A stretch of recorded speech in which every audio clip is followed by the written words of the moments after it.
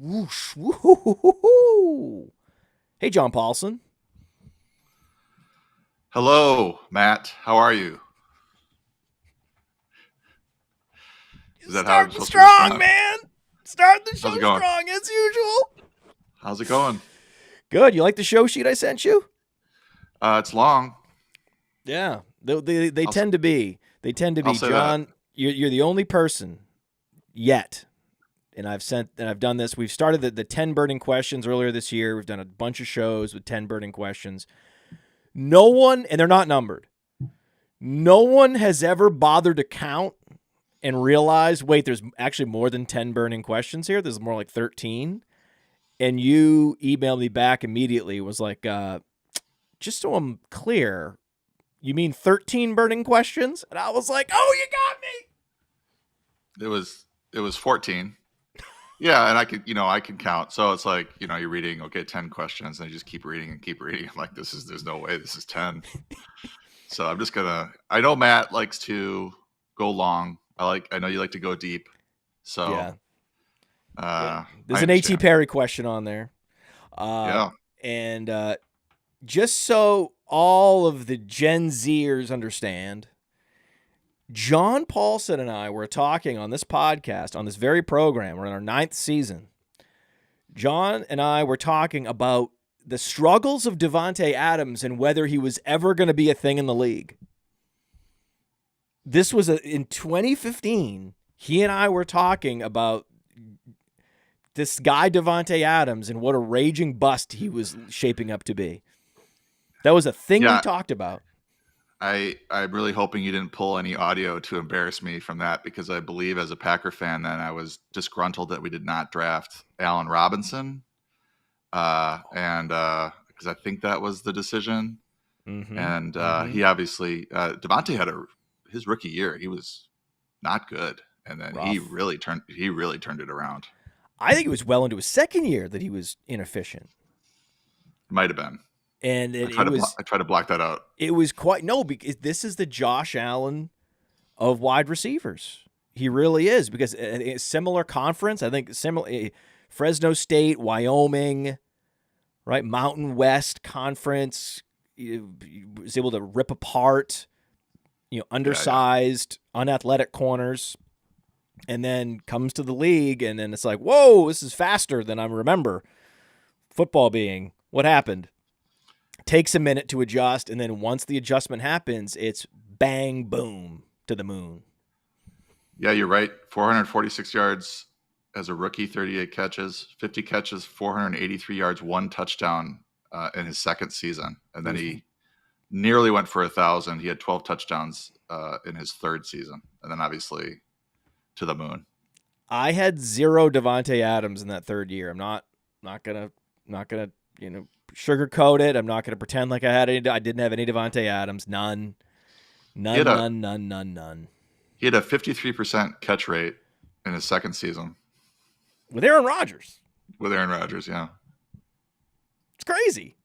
And then somehow the light came on with this guy in the biggest way. I mean, when you look at, that's the thing. I wonder which running back. Jonathan Taylor, if you remember, his first 10 games were atrocious.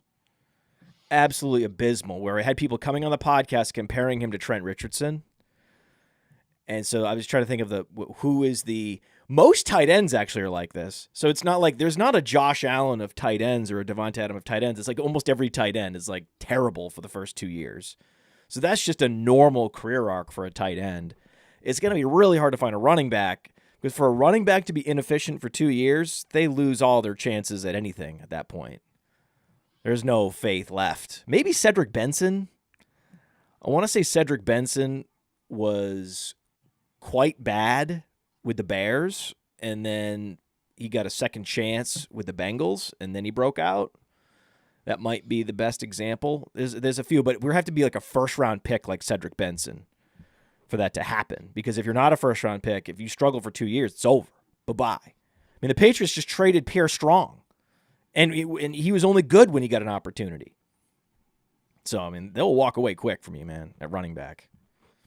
Oh, it's tough at running back these days. It is a tough. I've heard The agent for Jonathan Taylor also has alluded to this, that it's not easy to be a running back in the league, and that they're treated unfairly.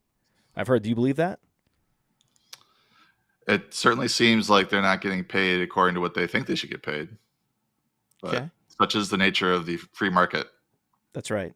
Well, you might at some point in the next 10, 20 seconds start to hear something happening, because I need to bring you in. I respect your time. We've got a long show sheet. We've got to do this, John. We've got to do. I think you might have gotten the Bulls intro once, but I think it was in post production. I don't think you've ever heard it live. Getting my juices flowing over here. This is exciting. I'm waiting for Jordan. This is pretty good. You're a basketball player too. Yeah. You are a basketball player. I haven't thought about what I'm going to say. I'm going to just improvise the whole thing. If you don't mind. I'm pretty good at improvisation. Welcome to the Mind of Mansion program. A basketball player turned fantasy analyst and one of the best rankers in the business. We go back to 2015 when Davonte Adams wasn't even good. Here with me today it is John Paulsen! I think you missed your calling. You should be a NBA announcer. I want to do it. I want to do an announce something maybe like a local or semi-pro basketball, hockey type of thing. Wrestling. I don't know about I don't know where wrestling is. We've got Bridgeport, where I live in Connecticut, has some minor league teams. I don't remember exactly what teams they are. I think we might have lost the hockey team. No, we lost the baseball team, but we've kept the hockey team, something like that. So they turned the baseball stadium into an amphitheater for bands, and it's way better. So if you have if anyone out there, I know John is a music fan, and I know he agrees with me. If you have an opportunity to have an outdoor park, to have either baseball or music, I go music. Yeah, you can sometimes have both if they're smart. Yep, that's right. But now this is like they're trying to pack this thing in. They can't do it because there's so many bands that come through here. Goo Goo Dolls, remember Goo Goo Dolls? Sure. How could I forget? How could you forget Goo Goo? This is it. I love the people that have been on the show since 2015. We can come on. We can talk about bands from the 90s. So I was beside myself.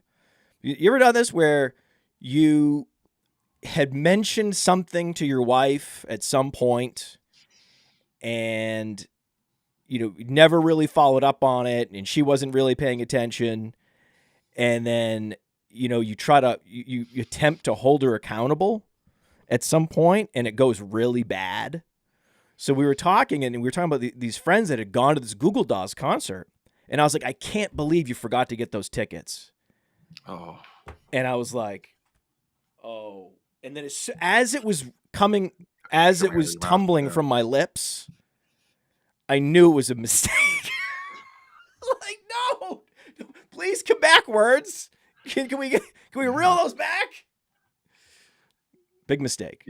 Yeah, all you got to do there is just laugh like you're playing it off as a joke. Yeah. Because you have to. That's the follow-up there. Just the scowl, since when was it my job? When did you tell me to buy tickets to Goo Goo Dolls? And why is it my responsibility to buy all the tickets in this house? And I'm like, hey, these are all fair points. I didn't even mean to say that. I was just talking. And I am sorry. And the faster we can move on to any other topic. Daughter, do you have anything to talk about? Please help me. Scrambling here. I am mad, though, that we missed that concert. It was apparently really good. Yeah, I don't know that I would go see the Goo Goo Dolls at this point, but they had their moment for sure. Iris is a classic. I mean, 4 or 5 pretty big hits, actually. Yeah. Won't you slide into my room? Why don't you slide into my room? Something. That's about it. Okay. All right. Enough. Oh my God. I can't believe I tried. That was bad. We got to delete that. I don't know if that's not going to make it to the podcast. I can tell you that right now. Okay. Let's start. Lots of questions for you. Fantasy football, this is happening. This is the time we have you on. August. Big, hairy draft weekend coming up. Labor Day. Oof. And I know that a wide receiver that's moving up boards, big movers, big ADP movers we're going to talk about today.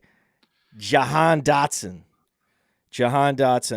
This is one of those players that I've been disagreeing with some of the other analysts at Player Profiler, Theo Greminger in particular. He loves Jahan Dotson. And I have not been all in on Jahan Dotson. I've been waiting for Jahan Dotson to actually put up some impressive metrics before I become bullish.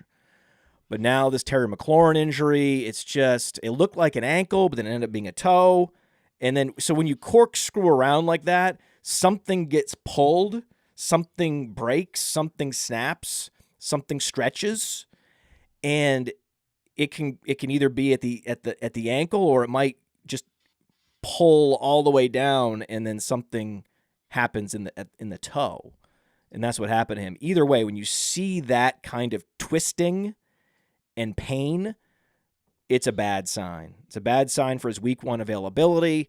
I think we're going to get a pop from Jahan Dotson. He's rising up boards. Where are you at with Jahan Dotson? Yeah, I would say I was bullish coming in to the season. Looking at his game log, he's kind of flying under the radar. I think that's why he flew under the radar. For the first 4 weeks, he had a hamstring injury. After the first 4 weeks, he was a fantasy wide receiver 21. He had 12 catches, 152 yards, and 4 touchdowns. Then he had this hamstring injury. He came back week 10, so it was a pretty significant injury. Oh, yeah. He didn't get up to starter snaps until week 13, but once he did, he rattled off 5 for 54 and a touchdown, 4 for 105 and a touchdown, 6 for 76 and a touchdown, 3 for 37, and 3 for 72. So a lot of touchdowns in there. Yeah, a lot of touchdowns. So that's the one concern, maybe regression of touchdowns. However, quarterback play seems like it might be better this year, maybe. So I think he's getting steamed up a little bit here due to the injury to McLaurin. Plus, Sam Howell looks pretty confident and ready to go. So I think that's why you're starting to see Dotson kind of go in that maybe 7th round, early 7th round, perhaps even late 6th. That's where he's going now. I mean, sharp drafters, man, they're taking him in the late 6th round. He's one of these young receivers, up and coming. You could see a breakout year, especially if something happens to McLaurin. I think we've got some Dotson, Casa Paulsen for sure. Yeah, well, it's interesting. Sam Howell, just 800-plus rushing yards in his final year. 800-plus rushing yards in his final year. That's a thing that happened. That is one of the more shocking stats I've seen from the college level, is 800-plus rushing yards for Sam Howell. And did you know that in 3 years at UNC, Sam Howell had the same number of rushing yards as Anthony Richardson had at Florida? That's quite a stat to pull. Isn't that crazy? He had more yards in his final year at North Carolina than Anthony Richardson had in his final year at Florida. Yeah, I've been calling Howell arbitrage for Anthony Richardson. I didn't even know that. Yeah. I didn't even know that, and I pulled that out. I don't shout it from the rooftops, but we're talking about the two players, and you can get this guy QB 27.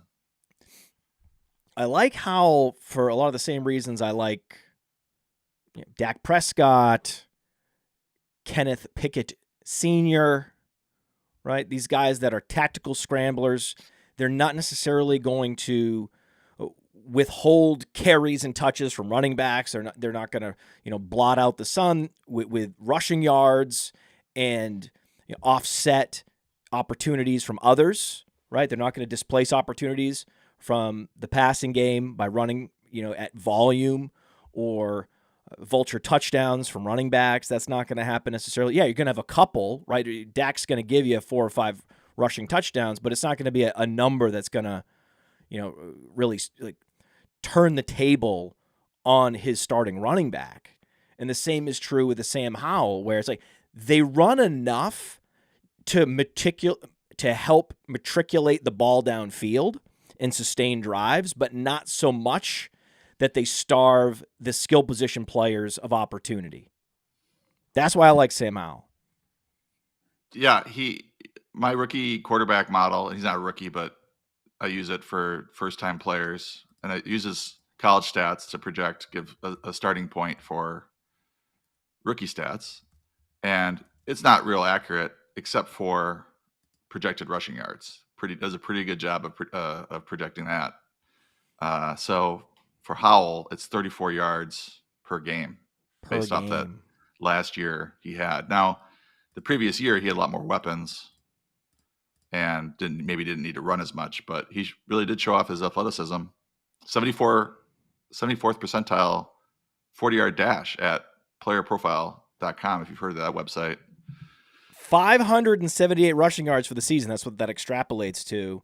And that is an estimate, right? So there is a database, a scouting database, where there are hand-timed 40s from college practices. So even if a guy doesn't participate at his pro day in the 40-yard dash or the combine, certainly Howell skipped that. He skipped a lot of the workouts. And we still have at least a 40 time and a speed score for most players on playerprofiler.com. And so I'm proud of that. And it makes sense. You're not going to rush for 800 plus yards if you don't have some speed. You could do that. Maybe, a scheme can get you the 400 yards, but that next 400 has to be you. That's how I think about that. And so it is a good sign for Jahan Dotson. And I know you're game log watching, but because the overall efficiency metrics are not impressive. But if you dig into the actual details of his rookie year and how it played out, and you isolate the first 4 games and the last 4 games, he was impressive. He was impressive, and he was a first-round pick. And he was really good at Penn State. He was so good at Penn State, he could skip the Senior Bowl because they told him, hey, you're a first-round pick, right? And we already have a bunch of busts from the first round from last year already, right? We know Jameson Williams is not happening, right? You know that? It seems like it's not happening. It's not. Just spoiler alert, it's not happening. And now we have Treylon Burks with this LCL injury. So he has the LCL strain after the team added DeAndre Hopkins to an offense that has nowhere to go except down, right? Their offensive line's only getting worse. They're a run-focused team. If you're the number 2 receiver, right, if you're behind anybody in that passing game, you're nothing, right? So now he's going to go 2 years without breaking out, and we have a guy, right? We have a Davonte Adams. There's only a handful of receivers that break out after being starters for 2 seasons and not producing. That's a very rare thing. Most of these guys that are late breakouts, they're late breakouts because they weren't first-round picks, and they had to move their way up the depth chart, like Tyler Lockett in the 3rd round or Adam Thielen undrafted. It takes time to, you've got to let Doug Baldwin have his day, and then it's your turn, right? And so that makes sense, but not for a first-rounder. If you're a first-rounder and your first 2 years are flameouts, you're pretty much an overcooked turkey, right? N'Keal Harry, best example recently of this. And so Jameson Williams, we know, is a bust. Treylon Burks heading in that direction. So we already have the 2 busts from the class. We have the 2 breakouts already in Chris Olave and Garrett Wilson. Drake London was so efficient last year that you have to think that a breakout is imminent. And then why not? That leaves some room for Dotson. With this whole division. The other thing I like about the Dotson is that the division is going to be more high scoring. The offensive line in New York is going to be one of their best offensive lines ever, right? Because we know Evan Neal is going to take a big step forward because he wears glasses. So any offensive lineman that wears glasses, I'm always projecting a major breakout for. So they could have the best tackle tandem in the league soon, them or Houston. Houston's another offensive line that's coming, right? It's ascending. So then you have the Eagles and you have the Cowboys. I mean, this could be the highest scoring division in the NFC. And if you're playing from behind against those teams, what are they going to do? They're going to have to throw it. So situationally, it sets up great for Dotson. I just don't draft him because I need to see some full season efficiency signals before I'm going to move up into this 7th round even to take a guy like that. But I'm also, I've been caping up for Terry McLaurin. I think in a vacuum, Terry McLaurin is just better. They're both healthy. He's the alpha there. So that's the player I would love to draft. However, he's injured now. And I try my best to summon as much courage as I can and stamina and just perseverance and fortitude, tenacity, grit to not draft injured players in drafts. Okay, do you draft injured players? Are you drafting injured players? Is there a particular injured player that you think is a great value and that you've been really you're overexposed so far this summer to him, and you're just like, hey, yeah, this is an exception to the rule? Well, I have McLaurin's a great example. He was one of my top middle round targets. I was kind of shooting for McLaurin in the 4th, Deontay or Lockett in the 5th, and Deontay or Lockett in the 6th.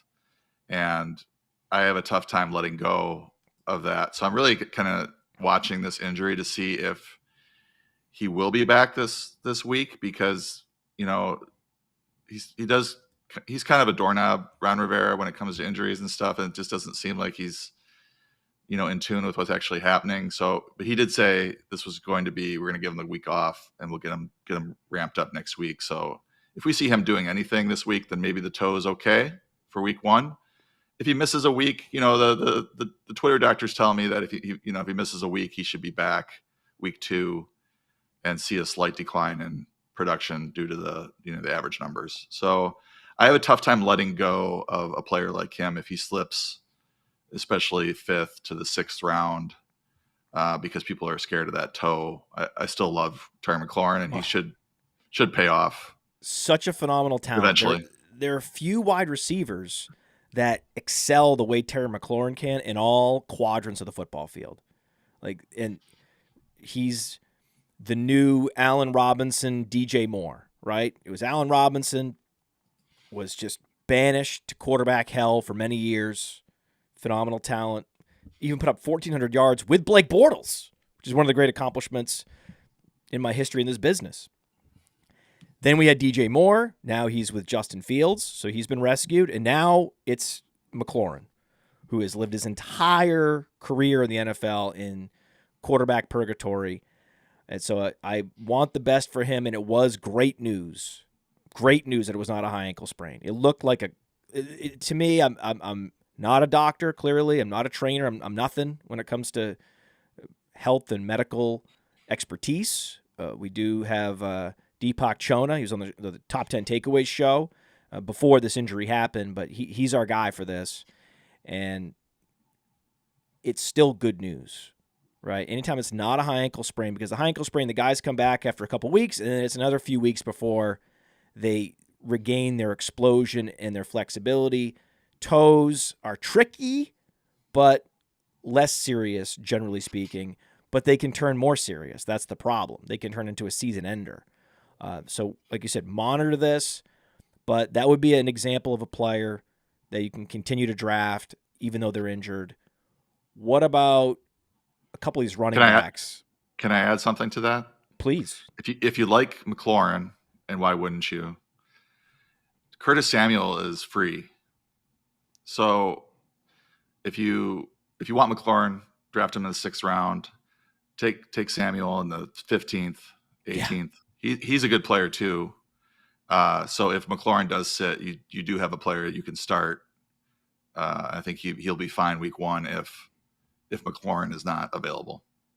Again, for the Gen Zers that maybe weren't alive at this point, Curtis Samuel was the original Jalen Waddle, in that Curtis Samuel had a productive season with the lowest ADOT in the league, and then he had a productive season with the highest ADOT in the league. So this only happened twice in my memory, that a guy had back-to-back seasons as the lowest and the highest target depth wide receiver. That's the first thing when I looked at the change from 2021 to 2022, Jalen Waddle's target depth. I was like, oh, look at this. We got a Curtis Samuel here. This is amazing. And to me, it's good. It shows versatility. It shows the guy is actually less likely to fail because he can secure passes in all quadrants. I mean, like Terry McLaurin. But Terry McLaurin, he's been consistently used deep, but he could run more shallow routes if he wanted to, if that was what he was asked to do, because he's that good. But I agree with you. Curtis Samuel is explosive. Curtis Samuel is super versatile. Curtis Samuel is not that old. He's going to be starting in 3 receiver sets in one of the highest scoring divisions in the league on a team that's going to be facing a lot of comeback mode and negative game scripts. So in best ball in particular, on underdog, it's crazy because you get out into the teens, and there's Curtis Samuel. It's like, listen, some of these guys, I'm not even sure that like the number 3. You're projecting a number 3 on this guy. We have no idea what this guy's role is going to be. Curtis Samuel is locked in. And that's really what you're looking for. You're just looking to lock in some targets and some dynamism in those later rounds on underdog. And you're right, Curtis Samuel is that guy. Now, what about Kenneth Walker?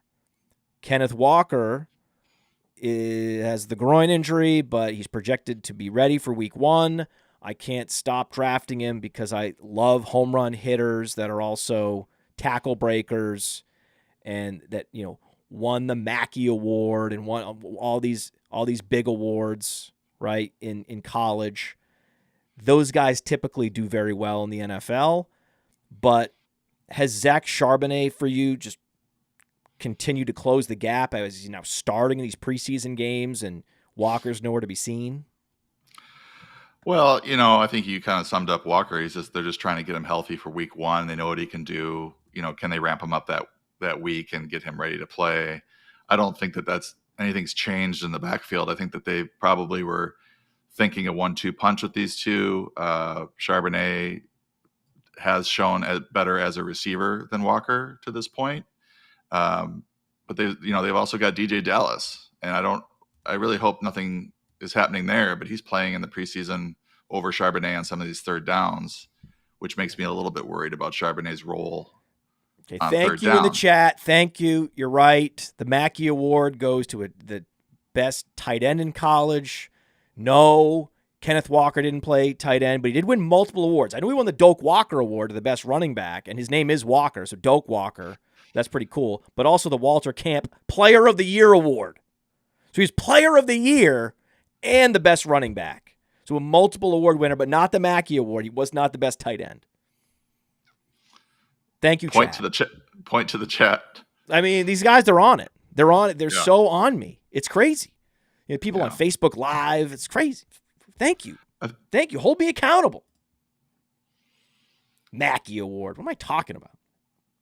I think Charbonnet probably has some flex appeal on a weekly basis and then has that blow up potential if something happens to Walker. Pretty standard analysis there, John. Thank you. Yeah. What about Javonte Williams? Actually, that wasn't a compliment, was it? Javonte Williams. It sounded like. Do you even consider him injured at this point? I consider him in that year of recovery after a really bad injury. So it is great that he's been out there early, and OTAs was the first sign of it. Like we knew this was coming, and camp has been pretty good. I think the concern with him is Samaje Perine, this dual backfield that Sean Payton has used throughout the years. Mark Ingram, Alvin Kamara spring to mind. They didn't want to overuse any one running back if they didn't have to. So I think you do see kind of a two-headed backfield here. And I think one's going to have to really outplay the other to get to that 70% workload that you want out of your running backs. But I think both players are going to be, and they're being drafted as such. I mean, Javonte's going RB3 level.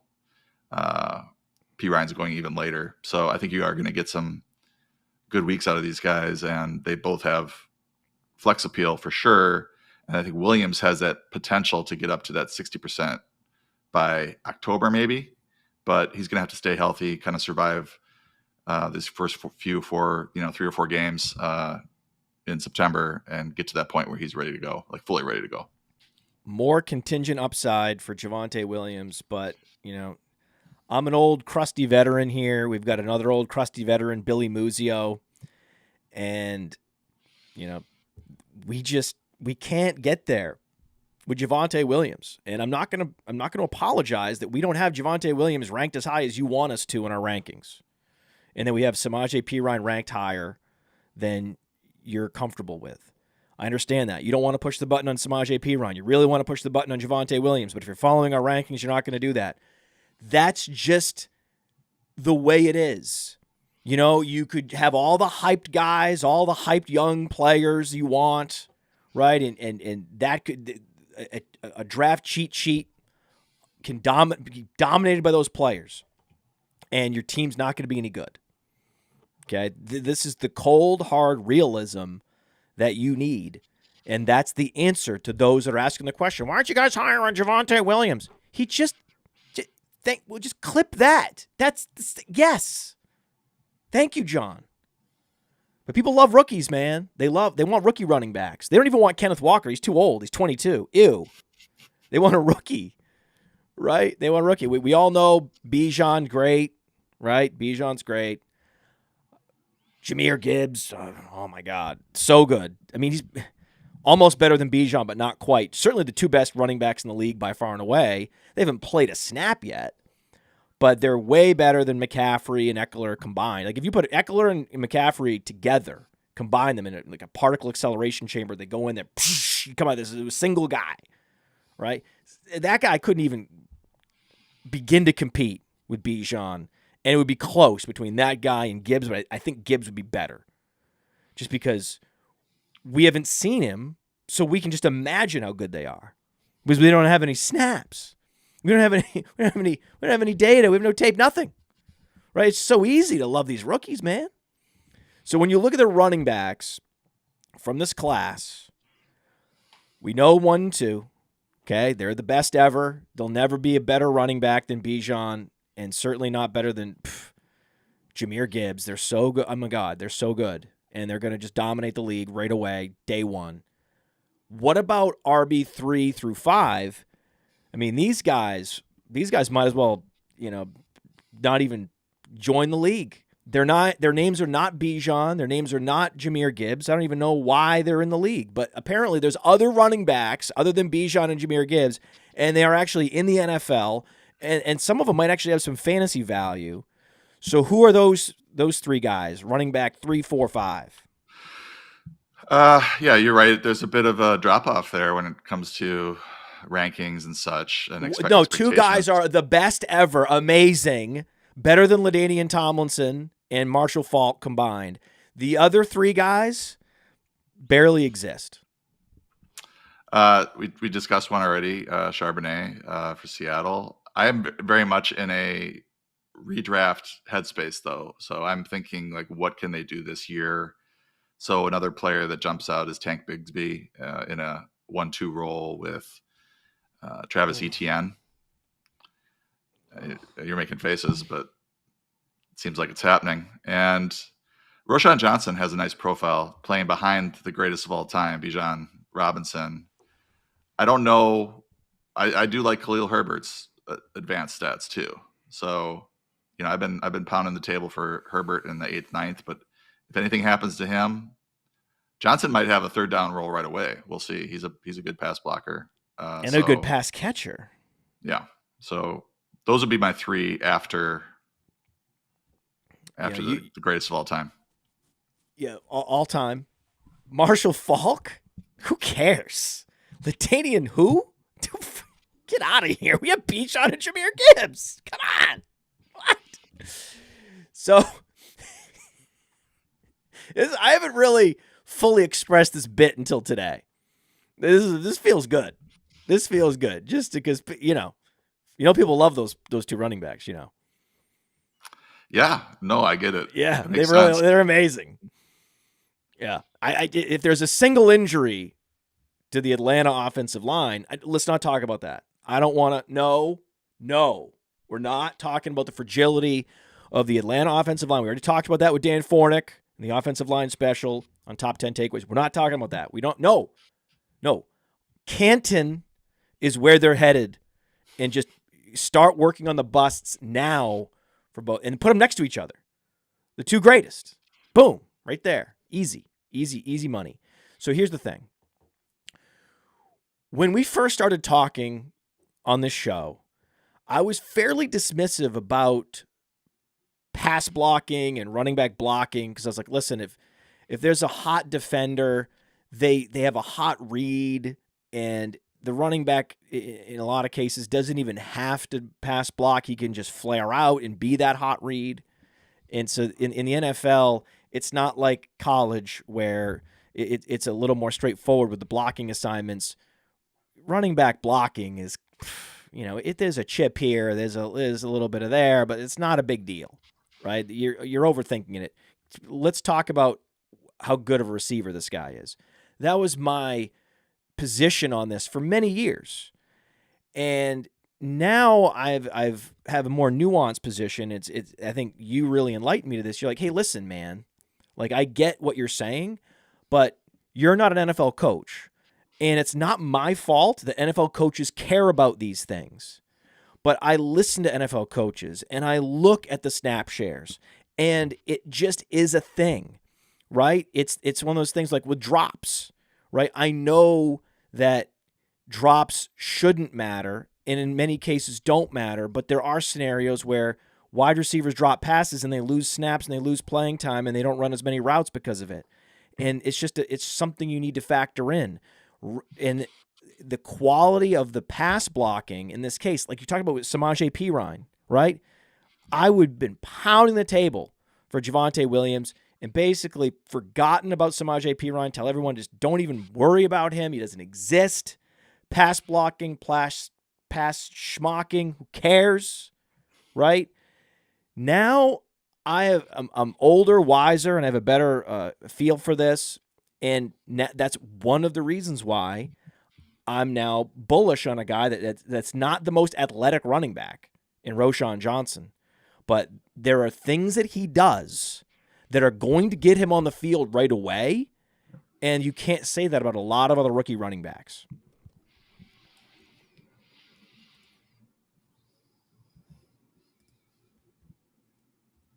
Do you have anything to add to that, or? I thought the was it the pregnant pause? Yeah, I mean, I think that Khalil Herbert is the RB1 right now in Chicago.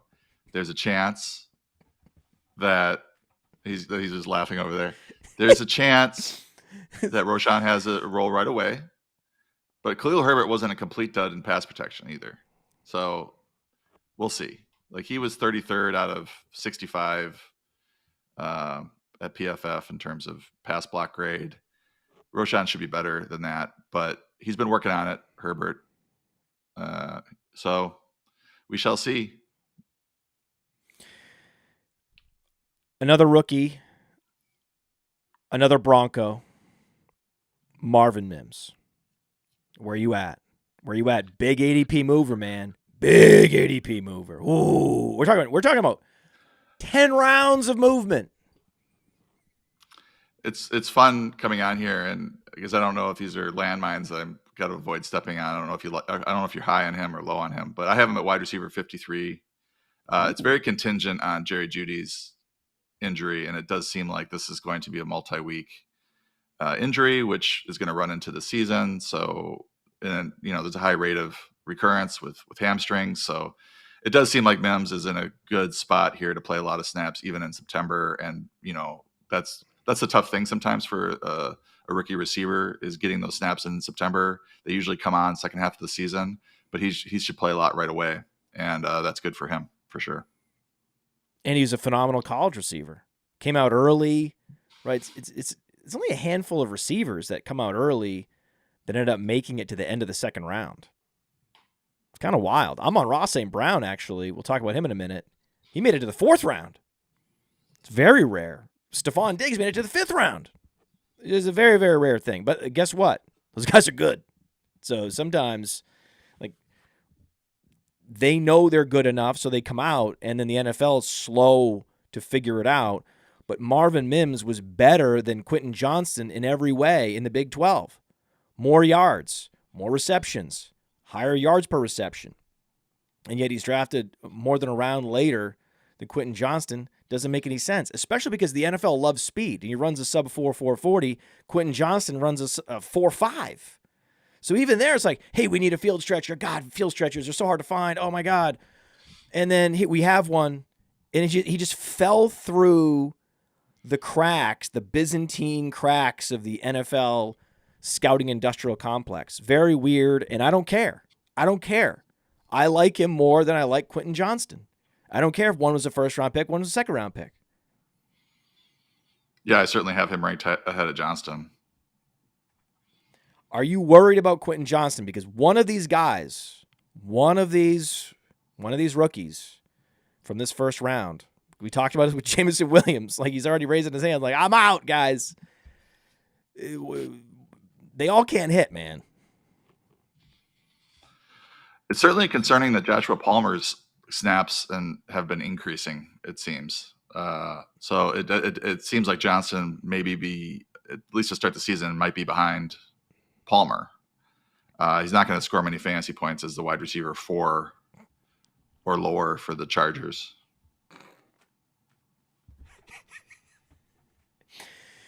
Josh Palmer is the most average wide receiver we've ever seen.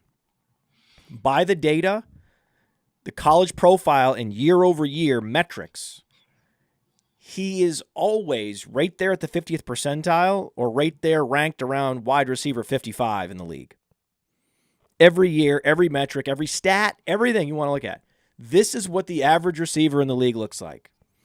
And he's being outplayed. Quentin Johnston's being outplayed by that guy because here's the thing. Quentin Johnston is below average.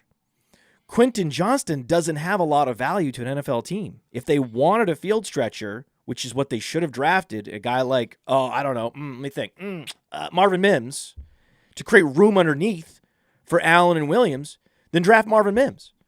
But they drafted a guy that doesn't have a role in the NFL, has a limited route tree, and puts most deep passes on the ground.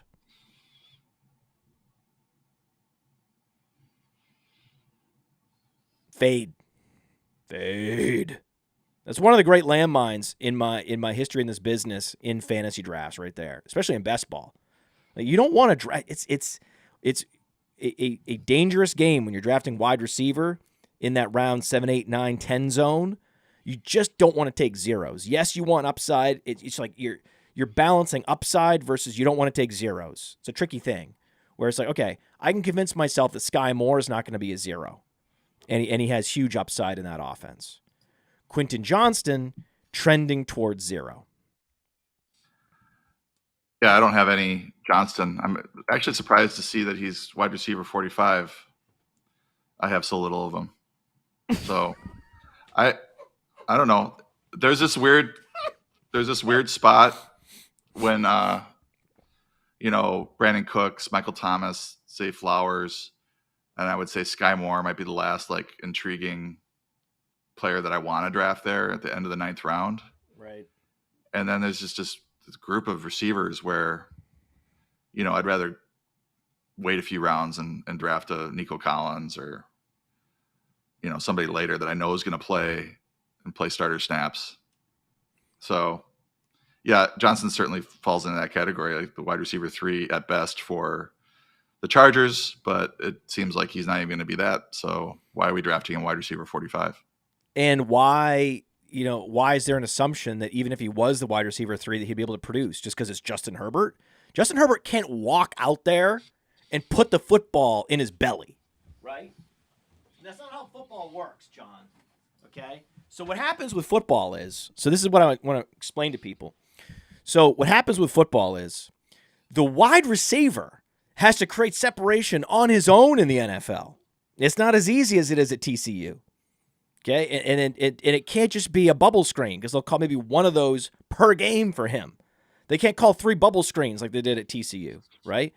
And then the quarterback also has to trust that when he throws it deep, right, that there's a chance that it's going to be caught. Unlike all those throws that Duggan made during the pro day at TCU and Quentin Johnston put them all on the ground against air, mind you. Okay? And then suddenly that's what they're starting to show up in practice. It was a funny thing that happens to certain players when the shoulder pads go on. You ever done this? You try to, when you pause those videos on Twitter, the camp videos, the hype videos, sometimes I pause them and I go, because the shoulder pads are now so low profile. I'm like, are they wearing shoulder pads yet? Right? And then I zoom in. I go, oh, no. Oh, that beautiful toe tapping catch. That was no shoulder pads. And then as soon as the shoulder pads went on in Los Angeles, I didn't see a single video about Quentin Johnston after that. It was the strangest. It was weird. Very strange, John. So how football works is, so once you create that separation and you get that trust with the quarterback, then he's willing to let it loose and throw it to you. And then you can get what's called a target. Okay? And then once you have the target, you can then, if this is a big if for Quentin Johnston, if you can put your both hands on the football and then secure it, then that's a catch. And then suddenly you've got some positive yards and you're sustaining a drive, maybe you're getting a first down even. That's extra points in the Scott Fish Bowl, as we know. And then Quentin Johnston can put up something called fantasy points. But what can't happen is magically Herbert just takes the football and just walks it out, right? And then just places it in the stomach of Quentin Johnston without him having to do anything other than that, right?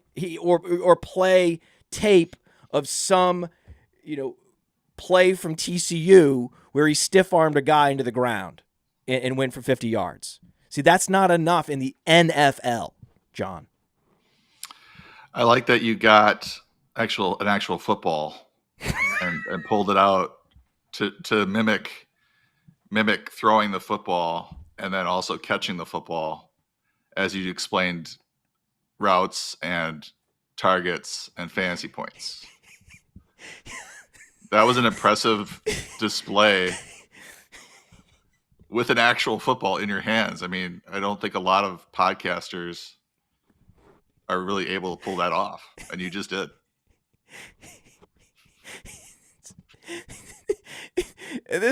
Here's a guy, Mass, in the chat. He writes, "This is so dumb." Yes, Mass. Yes, we know that. Yes, and here's the thing. The deal that I have with the audience that's been struck over the last 9 years is we will give you more actionable information over the course of hours, but we're also going to have fun in the process. We're not robots. They're just here giving you rankings and analysis and telling you who to draft at certain rounds. No, it's a little bit more than that. We have some fun and we do some funny. And then we talk about players that, people aren't talking about much anymore or should have been talking about a month ago and weren't. Or we're fading players and saying, hey, you shouldn't even be drafting a guy when everyone else has been drafting him like crazy in all the wrong rounds all summer. That's the deal. That's the bargain. You can either take that bargain and enjoy the show, or you turn the show off. That's the other option. You can always turn the show off and walk away if you think it's dumb. I don't think it's dumb. I think it's fun. I also think it's fun to draft Amon-Ra St. Brown with the 103.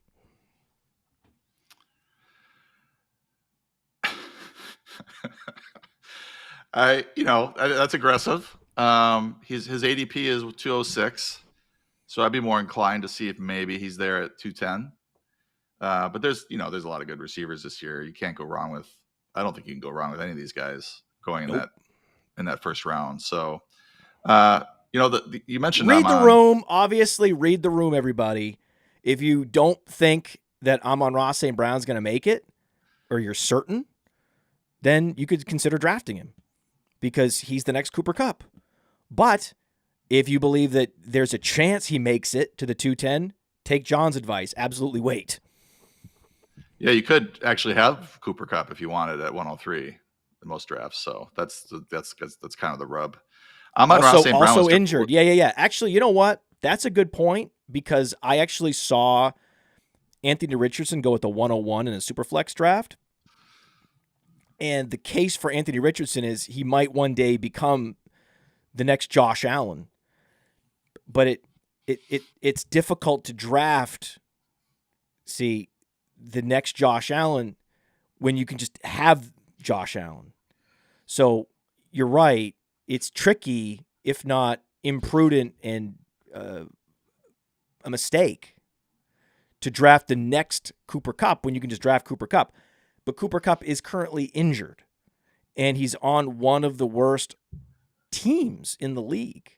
And by team, I mean offensive line could be the worst in the league, where his quarterback's going to have no time to throw. His quarterback also has some injury history, and he's going to be taking a lot of huge hits.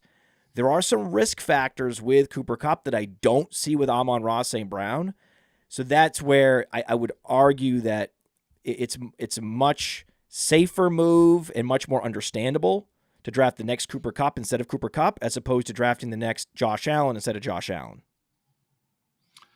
Well, if you're worried about Cooper Kupp's injury, there are other receivers: Tyreek Hill, Stephon Diggs, CeeDee Lamb, AJ Brown, Davonte Adams, who are all quality receivers. But you don't have those guys all ranked ahead of Amon-Ra St. Brown, do you? I'd have to look at no way. PPR. I have to look at PPR here. He's going to have 170 catches. I have him ahead of AJ Brown, Davonte Adams. I have him at 7 in PPR. Perfect. So. Perfect. That's good. That's all just ahead of consensus. That's all we care about here. We just want Amon-Ra ahead of consensus. He's going to get about 220 targets, 170 catches. That's what I have him for. Can the chat correct me, but didn't the Packers take Amari Rodgers over Amon-Ra St. Brown? I think that's something you don't need the chat. I can tell you that's true. If you talk about like where guys were drafted, what their workout metrics were, you can ask me. I have that answer. Well, I wanted to hear the chat. Well, the chat could also, yeah. Thank you for, you know what, John? Thank you. And shame on me. Shame on me, by the way, for supplanting the chat. They get engaged with so rarely on this show. And then I'm like, hey, no, that's a question for me, dude. Don't talk to them. No, please. You're only the host. Yeah, please, by all means, engage with the chat, John. Joanna in the chat was first to answer. Thank you, Joanna. You get a T-shirt. Email me, podfather@rotounderworld.com. Joanna gets a Player Profiler T-shirt. Great work. She says yes. Amari Rodgers. Backing me up. Amari Rodgers was cut by the Texans a month ago. Not the Packers' finest decision. So we've received some criticism on Twitter. Shocking, right? That we as a company have some inconsistencies with our analysis. That we have one analyst who's incredibly bullish, if not the most bullish analyst out there, Theo Greminger, on Chris Olave. We have another analyst, Bradley Stalder, also a phenomenal talent in the business, who is bearish on Chris Olave. And so that leads to some confusion and some criticism. And I can break that tie, or the chat could break the tie, or even better, let's have John Paulsen break it. Bullish or bearish on Chris Olave? Bullish. Of course. Phenomenal player. Hey, Bradley. It's bullish, dude. You know what? Does this work? Hey, B-Rad. Is this not? I think did the volume? Hold. This is working. It's supposed to be working. Bradley. God damn it! It's not working. Play. Bradley. Here we go. Okay. Oh, okay. I got it. I got it, Bradley. Hold on. I had to recalibrate. Hey, B-Rad, you're wrong about Chris Olave. Theo is right. John Paulsen's right. And consider replying to that tweet with the confused subscribers and apologize. .42 yards per route run, 6th highest mark last year. He actually averaged more yards per game than Garrett Wilson. He had a higher catch rate and a higher yards per route run. This is not to say he's going to be better than Garrett Wilson. They're both very, very, very good players, but I'm certainly bullish on Olave. He's also should be getting a quarterback upgrade from Mr. Andy Dalton to Derek Carr. Oh, absolutely. You know, Derek Carr had 4 straight years with 4,000 yards passing. He was Kirk Cousins before last year. Yeah. That was weird that Davonte comes in and he's worse. I think it happens. I think the running theory is from the football people that it was a stealth sabotage where they were actually tanking and forgot to tell Derek Carr. That's a theory. That's a tough look. It's a working theory. It's a current working theory. And Garrett Wilson is not going to outscore Chris Olave. I just don't see it. We talk about team situations. There's a lot of juicy matchups on the Saints schedule against a lot of bad secondaries, and they're going to run up the score against the NFC South at home, especially. Aaron Rodgers is in a difficult situation.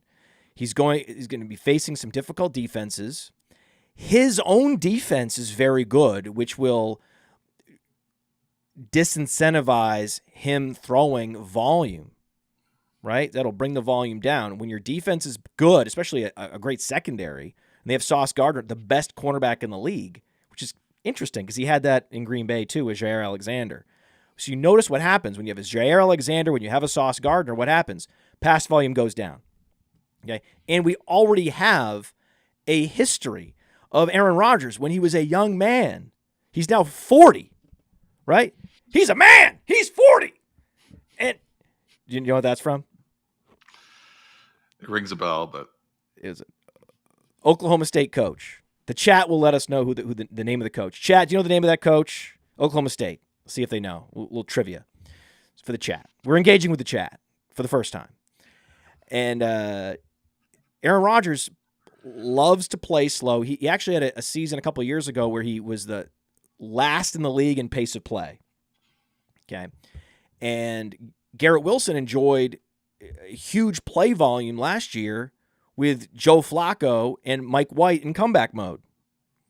And that's not going to happen this year. So situationally, things have improved for Olave. And on the surface, the efficiency of the quarterback play has certainly risen substantially from 2022 to 2023. But there are other circumstances and external forces that will work against Garrett Wilson this year. So that's why I think it's an easy call. I think it's an easy call. That's even before we consider the possibility that Garrett Wilson's just not a fit for Aaron Rodgers, that Aaron Rodgers wants a more precise route runner and that he's going to have that Davonte Adams second year where he struggles to get on the same page as Aaron Rodgers. We've seen this movie before, John. Have you been watching Hard Knocks? No. Fill me in. It doesn't seem like Garrett Wilson is having any issue becoming Aaron Rodgers' favorite receiver. So I'm not bearish on him at all. You do bring up a good point about the pace of play with Aaron Rodgers. He takes things down to the last second of the play clock. So there's a chance that this could be a very slow offense like the Packers were last year and have maybe similar efficiency metrics and scoring metrics as the Packers did last year. Normally he is able to overcome it with incredibly efficient passing, lots of touchdowns. Last year he was not able to do that. And, I think Jets fans are certainly hoping he's able to do that this year. These animals in the chat, man, all you have to do is throw out one T-shirt. Anyone who's been to a sporting event knows this, right? The T-shirt cannon. Just one. One T-shirt's all it takes. Just one. And we have people storming the comments. Just a never-ending torrent of comments with the same name over and over and over and over and over and over again. Mike Gundy. That's the coach, Mike Gundy. I'm a man. I'm 40. And he's going to love Garrett Wilson. He's going to love Garrett Wilson. Will he love Garrett Wilson as much as Derek Carr loves Chris Olave? That is very much up for debate, Bradley. It also means that Michael Thomas is going to be in a weird situation. As the clear number 2, He was a volume possession receiver for many years as the clear number one, with Kenny Stills on the other side and these situational deep threats. No one crowding him out. But now he has a situational deep threat, right, on the other side, who was, a revelation last year, an undrafted guy that, I am ashamed of myself that I wasn't higher on. And then now we've got A.T. Perry breaking out in preseason. So it seems like there's this. I'm interested to hear your thoughts on how you think Michael Thomas is going to adjust to this target squeeze he's going to be facing. Will he mentally be able to handle it? Is that the question? I mean, I think he's mental, a pro. Physical, yeah, deteriorating skill set over time with age. All these things, it's not good, man. I think if you're just talking from a fantasy standpoint, the fact that he's going like wide receiver 47 makes him, and he's in that spot where I was talking about the drop off at receiver, where I'm just no longer interested in the position at 10th round or something like that. He's still one of the last guys where I'm like, okay, I can squint and see this working out, right? And him finishing top 25 in a PPR format. The thing about him is that he's really good on the contested catch. So if the separation isn't there, which it wasn't last year per the route running metrics over at reception perception, other places, separation was not there. Receivers can get by with contested catch ability if they can't separate as much. And I think he's one of those guys that should be good for 5 or 6 catches, 60 yards a game. Derek Carr will look at him in the in the red zone. He caught 3 or 4 touchdowns last year in just 3 games. So I think he can get there. I think the question is, how healthy will he stay? And is it worth it at that point? It's not worth it. Woof. The target separation on Player Profiler, 1.32. That's very bad. That's very bad. And that's probably because he's barely played football in 3 years. And now he's 30. Not quite a man. Definitely 30, though. We're talking about, 56 catches total in 3 years? I just have some rules of thumb, man. You got to play more football than that for me to be interested in you in fantasy football. I'm a simple man, John. I'm a simple man. I'm not drafting Michael Thomas. I'm not lighting these picks on fire. I'm not doing it. Rashid Shaheed has more upside. Right? Rashid Shaheed, who's actually super fast, but we didn't test it all. He went to a small school. We had no data on him at all. We pride ourselves on having so much data on these players, as I mentioned, and finding estimates and all that. We didn't have it on Rashid Shaheed. I had no idea how good he was. He was such just a beast on special teams, and I missed it, and I apologize to everybody that I wasn't higher on him earlier. But we are, some might say, overcorrecting by getting out ahead on A.T. Perry, because A.T. Perry, you want to compare him to, the day 3 picks of the past. Is he Stephon Diggs? Is he Amon-Ra St. Brown? No. But was he a phenomenal receiver that just fell through the cracks? Yeah. That's what happened to him at Wake Forest. I don't understand it. How did he not go to the Senior Bowl? It's crazy. But he showed out at the Shrine Bowl. So these guys do have opportunities to show you what they are and get your attention. You're like, oh, yeah, that's the same guy that had like 1,400 yards at Wake Forest. Damn. I would say if you are bearish on Thomas, then you should be high on Shaheed. I mean, he had the 4th highest yards per route run last year, tied Jalen Waddle with 2.59. That's excellent. There's only 34 targets, so the sample size is small, but this is yards per route run is a solid indicator of future success.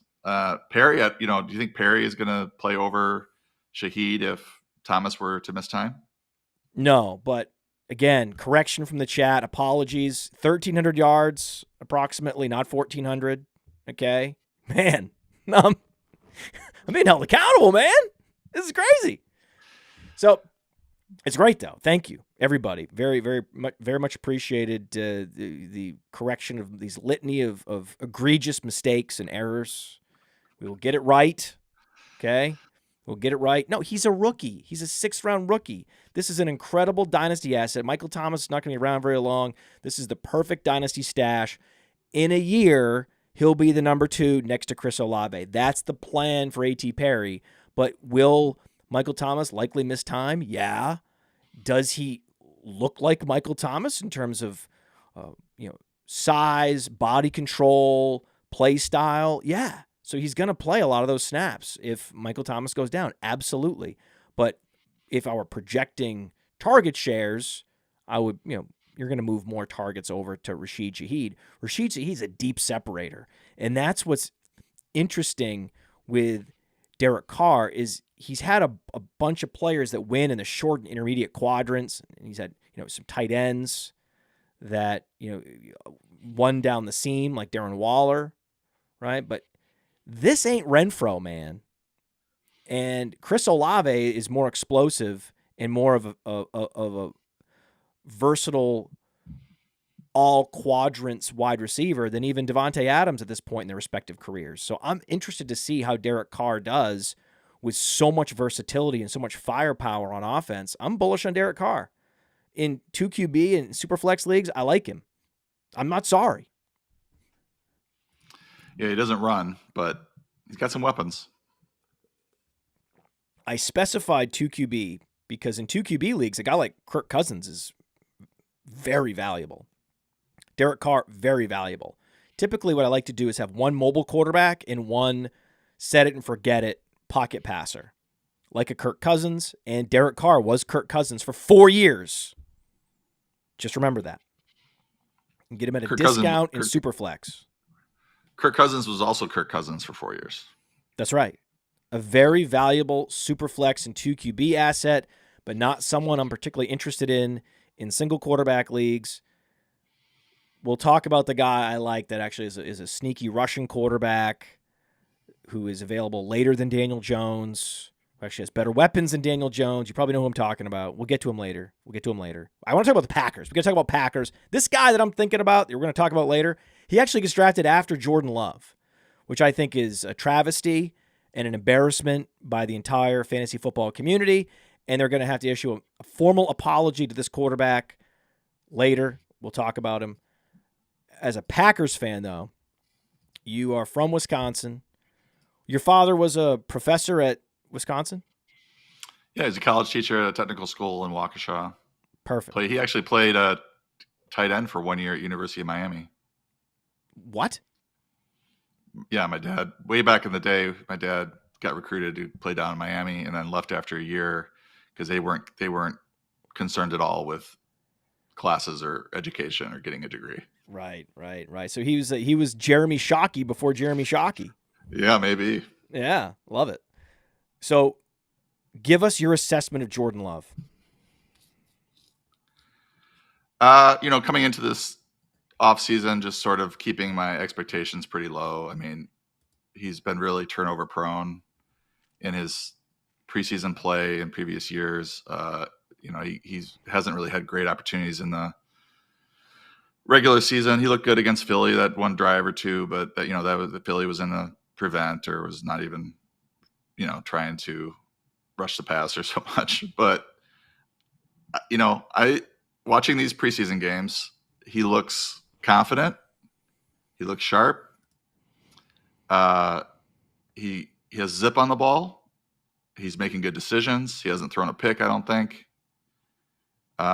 He's running a little bit, maybe a little bit more than my model expects, which is 14 yards per game. So now I'm starting to get cautiously optimistic on Jordan Love. He 21 of 33, 63%, 193 yards. Yards per attempt sucks 5.84, but there were a couple of deep misses to Christian Watson. They were very close to being completed. 3 touchdowns, 0 interceptions, 5 rushes for 32 yards in the preseason. He might be decent. Sounds like you're opening yourself up to get hurt. Well, we all have decisions we have to make in our lives, and I am opening my heart. Are you super bearish on Jordan Love? Yes. Like long term? Yes. Yes, I've just become an old crank. I alluded to this earlier, man. I'm just an old crank. Give me some AJ Piran and anyone that doesn't have experience needs to go play some football first and show me what they can do and prove to me that they can take care of the football. Rah, rah, rah, rah, rah. I'm so bearish on him that I can't even get super enthusiastic about Christian Watson, a player I would normally love. But I'm worried this is going to be a run-first team, and they're going to try to protect him, and he's going to keep it close to the line of scrimmage with that super low yards per attempt. They've added Jayden Reed.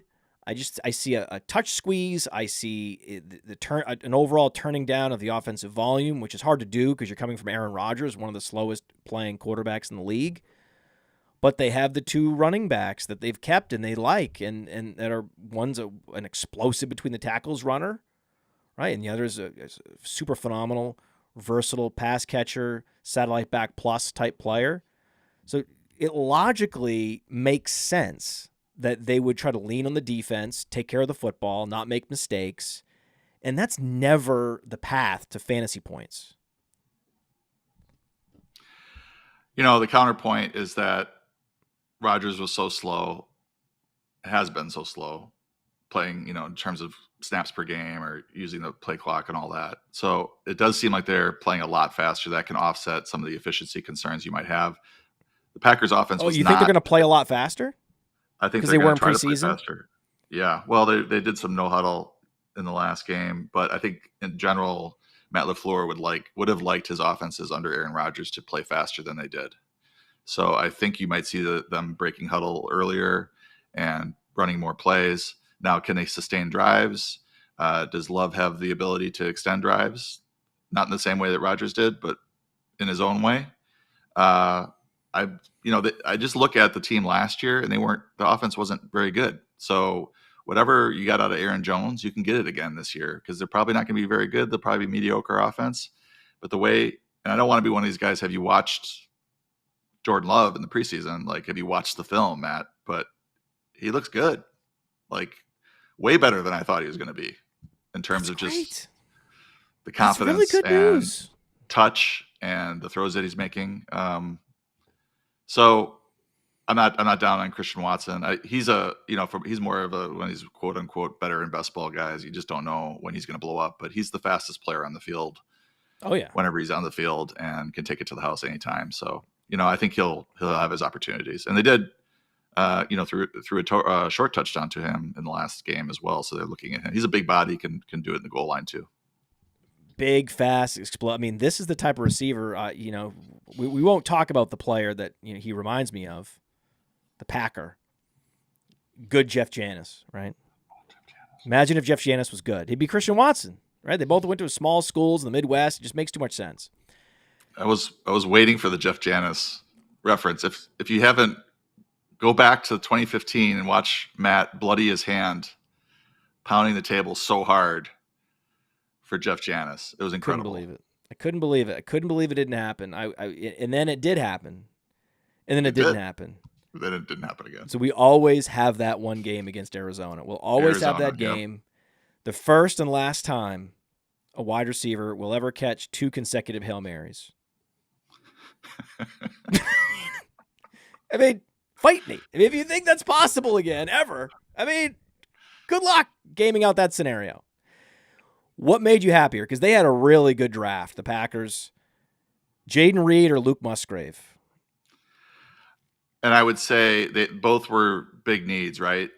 They needed a receiver for a long time. They needed a tight end badly with Tanyan moving on and just not a lot of talent at the position on the roster. So I was personally happy about Jayden Reed because they didn't draft a receiver in the first round. There was that run of 4 first-round receivers that went.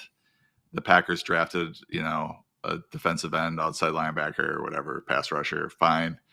We get into the second round, and they do target Reed, and love what I'm hearing about him. I'm not a big college football watcher, but from what I've read, really good route runner. He's going to start in the slot.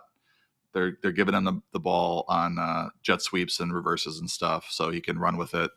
He is the quintessential NFL Z receiver. You are going to love him. Watson at X, Reed at Z. It is the perfect talent configuration. It was a great pick. And Musgrave has won that job and looks good as well. So I'm usually pretty bearish about rookie tight ends. You alluded to it earlier. They just don't do well. But he's going to play 80% of the snaps. They're all in on Musgrave, and it's not one of these. This is one of those teams that's going to like all learn together. All these young guys are going to play a ton. They're not thinking that they're going to win the Super Bowl this year. So why not play these guys? They're not worried about pissing off Rodgers. So get him out there. So Musgrave's going to play a lot. So he's a good tight end too, I think. Your heart's open, John. Yeah. Maybe too open. Too open. What I will tell you is Luke Musgrave is the Michael Wilson of this class. The guy that barely played in college. When he did get an opportunity, was super productive, even for Michael Wilson going all the way back to his freshman season. And then you look up and the guy's playing 1 game, 2 games, 3 games. Like, what happened? Oh, well, just, freak injuries, foot injuries and ankle injuries and wrist injuries and things you just can't predict or control. And you're like, wait a second, was he averaging 100 yards a game for those 2 games? It's like, yeah. And I know it's not exactly that, chat. Thank you. But that's the gist. That's the gist of Musgrave and Michael Wilson. That's why they're the top sleepers at their positions from this draft. That one guy went after the bigger names, but we could be looking up and it's Musgrave who's the Kelsey from this class. We could be looking up and it's Michael Wilson who's the Cooper Kupp from this class. That's my larger point. Michael Wilson's got a clear path to being the alpha in Arizona next season with Caleb Williams under center. Let that sink in Dynasty. How about that, John? That sounds fun. Do you think the Cardinals are going full tank this year? Yeah. Oh, I don't think they can help it. I think that, but also I've heard that because all of these Packers they're skill position players, 24 and under, and then all their offensive linemen are 30 and older, that structurally this looks like a tank in disguise season. And that's the thing that could short circuit this offense and lock in the losses. Just 1, definitely 2 injuries on the offensive line, and this thing just gets eviscerated. Maybe they do a good job on the offensive line, coaching them up. People come in, the backups tend to come in and do a good job. If you look at the offensive line over the years, the Packers tend to do very well, even in years where Bakhtiari misses majority of the game or majority of the season. Oh, those years. Yeah, which is occasionally. But I don't know. I don't think it's going to be a full flame out unless Love's terrible.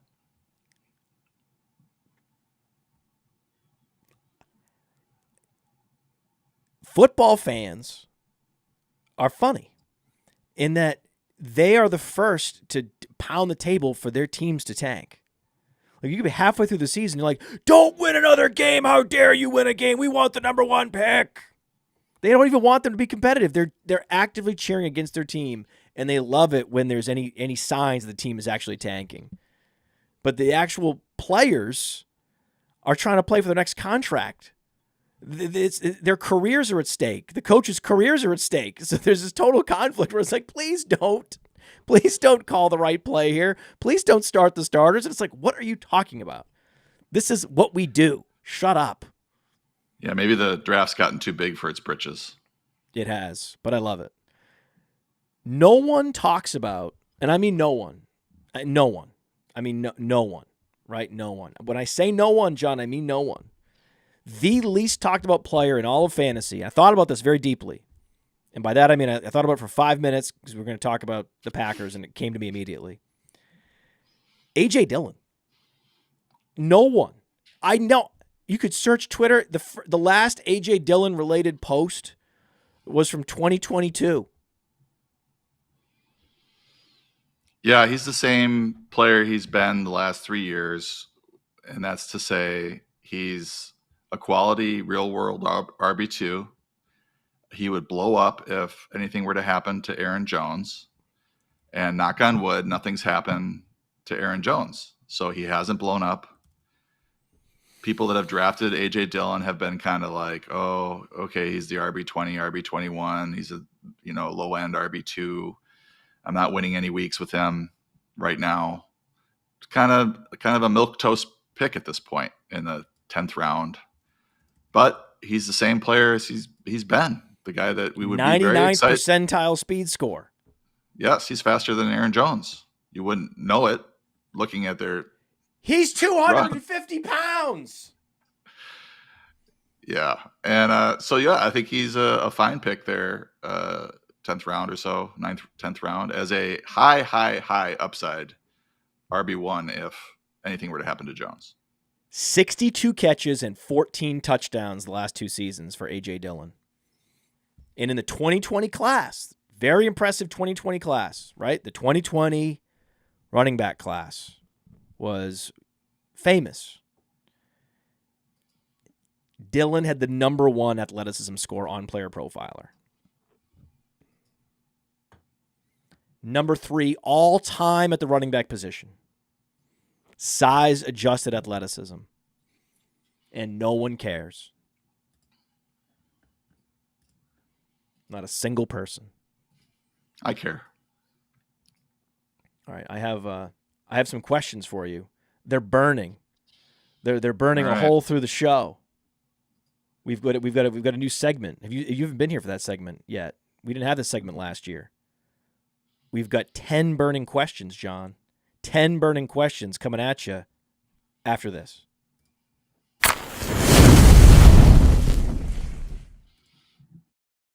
Talk about Underdog Fantasy. Now, many of you have already signed up. Thousands have signed up from Player Profiler already over the years.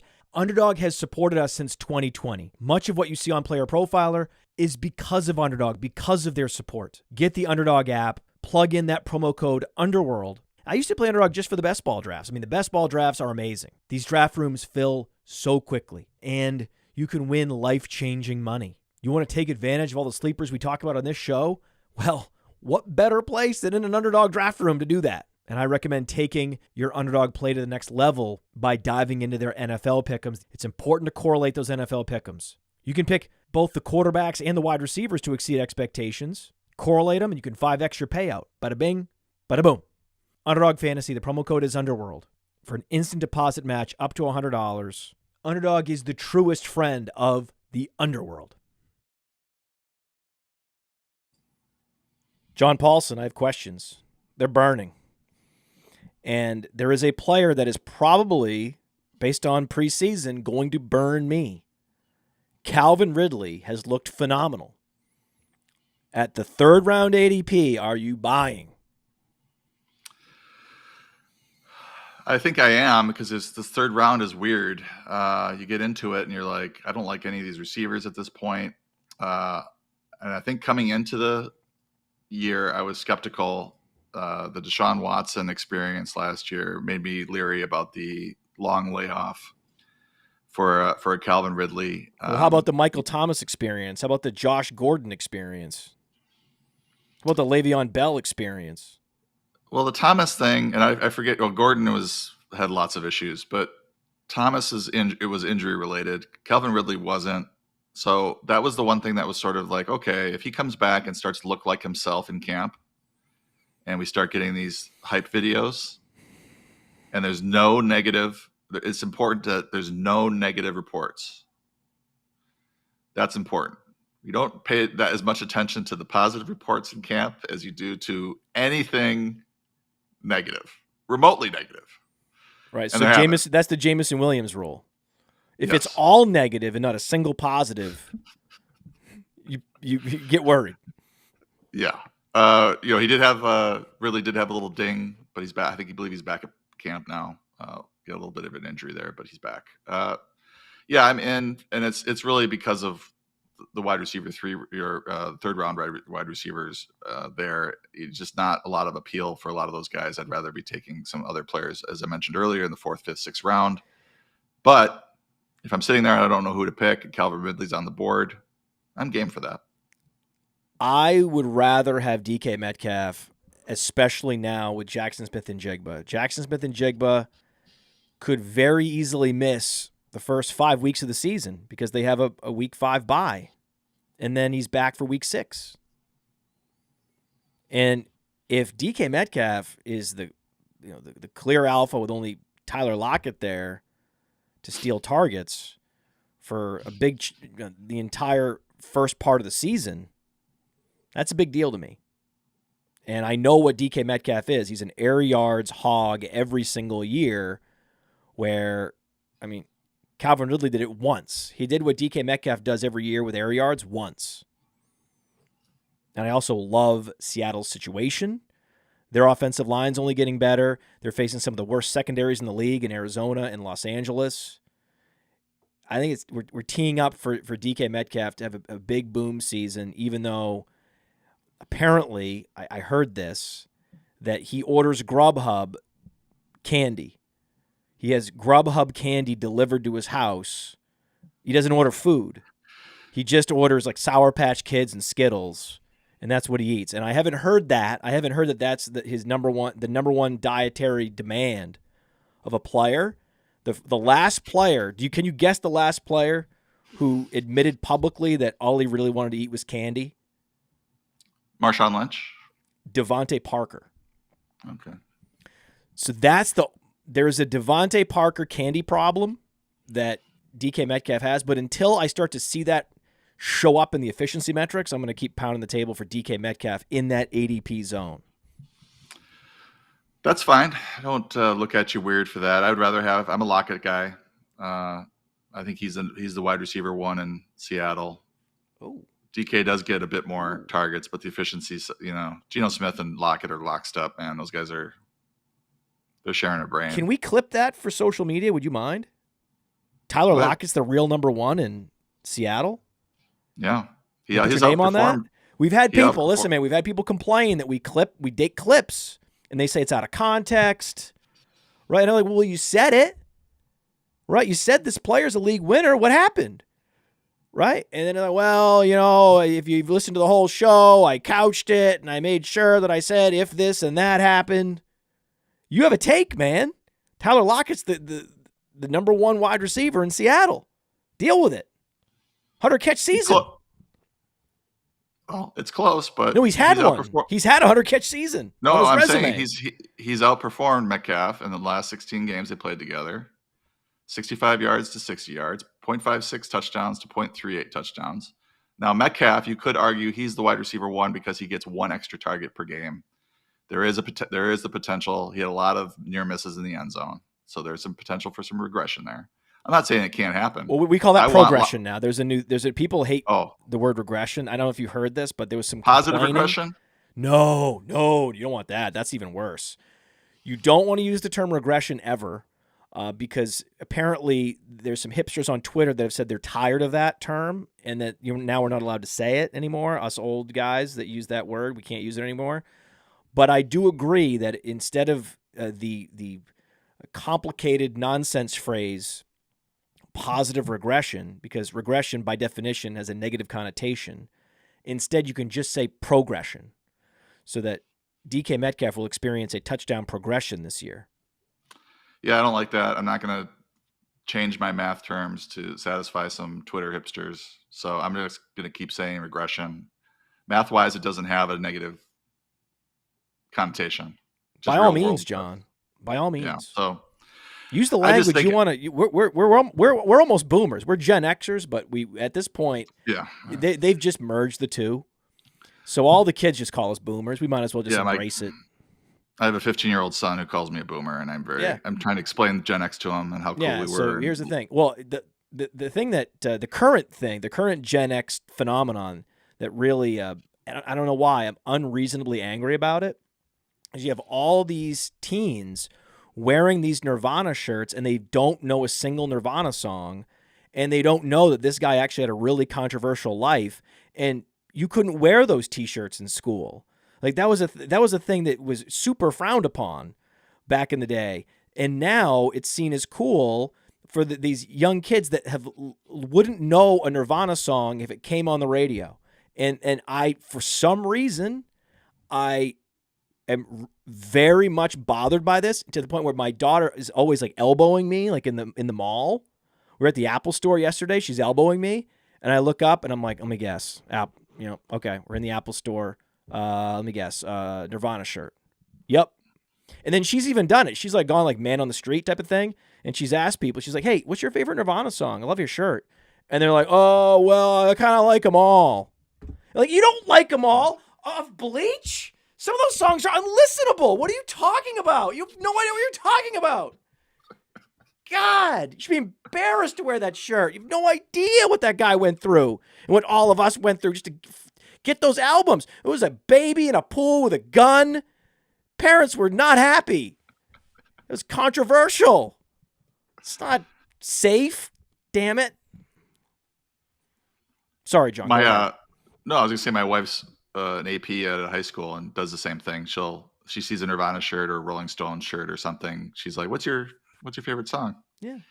And it's half the time they've got something. Half the time they have nothing. No, nothing. It's just a shirt. It's just a shirt I like. Yeah. My favorite, God, I really do like Drain You. That's my favorite Nirvana. What's your favorite Nirvana song? What's that one off of the Unplugged? Man Who Sold the World? The Bowie song? About a Girl? About a Girl, I think it is. I think it's About a Girl. Probably About a Girl's great. A lot of good stuff there. A lot of good stuff. Basically, the way that Nirvana has been explained to me by music people is that you just take Beatles riffs and you distort them, and he's at that level as a songwriter. Pretty cool. Yeah, it was About a Girl. I looked it up. There you go. All right, we were talking about the Jaguars. Unfortunately, we have to see. We did it again. We did it again, everybody. We went and talked about stuff that's not football and had a lot of fun. Oh, we can't do that, John. I like Travis Etienne in the 4th round, personally. That's what I like. If I'm shopping for Jaguars, that's where I'm going. I'm going Aaron Jones there over him every time. It sounds like you're freaked out about Tank Bigsby. I just can read the writing on the wall. What does the writing say? They already didn't use Etienne as a pass catcher, even though he has this great pass catching reputation coming in. Oh, I know.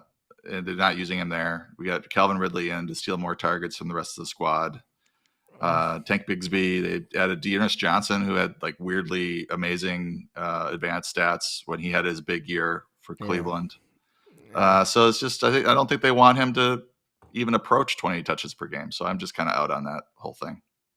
I think that I'm not going to let Tank Bigsby, the rookie Tank Bigsby, get me off Travis Etienne. That's my general premise, is that you have size and an all-purpose skill set on an ascending offense like this. That's where I just try not to overthink it. And I do like Travis Etienne, and you haven't swayed me. If Bigsby had any kind of experience, if that was Samaje Perine, then I'd be terrified. But because he's a rookie, and I'm a changed man, it's a different situation. So, which leads me, of course, to David Montgomery. So I'm not as worried about David Montgomery as others, because I'm not as worried about Jahmyr Gibbs stealing touches as others. Okay?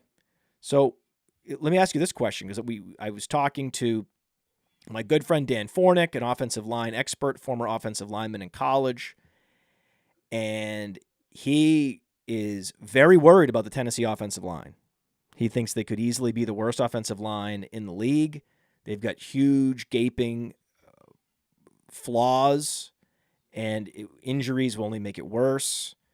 And for a Derrick Henry, that he needs running lanes. Like, Derrick Henry's been dropped in the backfield many times in his career. It is possible, even if he's like a mythological creature, right? It's very possible. So, what is the probability? Like, how crazy would it be? Burning question for you. David Montgomery outscores Derrick Henry in PPR leagues. And are we assuming that there's no injuries here? Yeah, no injuries. They play the full season. It's just that Derrick Henry just can't get it going. This is the worst offense in the league. He keeps getting dropped in the backfield. He's inefficient. He's almost 30. And David Montgomery is in the opposite situation on what could be the league's best offensive line, getting all the red zone work, an underrated pass catcher. He goes from offensive line hell to offensive line heaven. It would be a little crazy. I mean, I'm pretty high on Montgomery. I have him at 22.5 PPR, so I do think he takes over a lot of that Jamal Williams role. I do think Jahmyr Gibbs is going to be really good though too. Really heavy pass catching role. So there's that. I just look at Derrick Henry, and he's never averaged in the last 4 years, hasn't averaged less than 96 yards per game. Get ready. All right. Get ready, John. Ready. Be ready. Prepare your body. I'm preparing. I don't think your heart isn't open for Derrick Henry. You're just being clinical about it. This is a totally different scenario than the disappointment you're about to feel about Jordan Love and the Packers. I love Derrick the draft Henry. pick though. Don't forget the draft pick's coming for the Packers. Don't forget. The number one draft pick. You can just put that draft pick under your pillow at night. Don't worry while you're crying. Do we have another burning question? We have tons. Okay, let's. Do you have more Rachaad White or JK Dobbins in drafts? Is this 3 or 4? Which one are we on? We've mixed it up. I used some questions. See, what happens is I like to have extra burning questions so I can use some of the burning questions earlier in the show and mix it up, and I always have 10 ready to go. So we actually started the burning questions segment a little bit earlier than the show sheet might indicate, but it sounds like that you want me to move into rapid fire mode, and I have no problem moving into rapid fire mode. I'm Mr. Rapid Fire. We have rapid fire sound effects. I'll go into rapid fire all day. I have no problem rapid fire. If you say rapid fire, I say how long. Okay, that's the thing. Sound effects.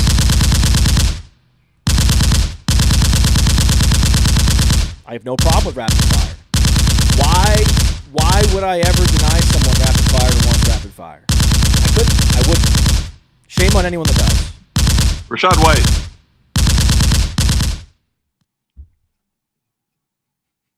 Sorry, I had to yell over the. That's a great answer. That's the right answer. So you're bullish on Rachaad White. I'm not bullish on either, but I have more White over Dobbins. We just haven't seen Dobbins catch a lot of passes. He's capable of it. Gus Edwards is there. You just still wonder how much they're going to run this year with Todd Monken at OC. Rachaad White is the clear RB1 in Tampa. They're going to be bad, but I would lean White over Dobbins. You should have more White if you can. Rapid fire. Better stack in fantasy football. Fields, DJ Moore, or Lamar Jackson, Zay Flowers?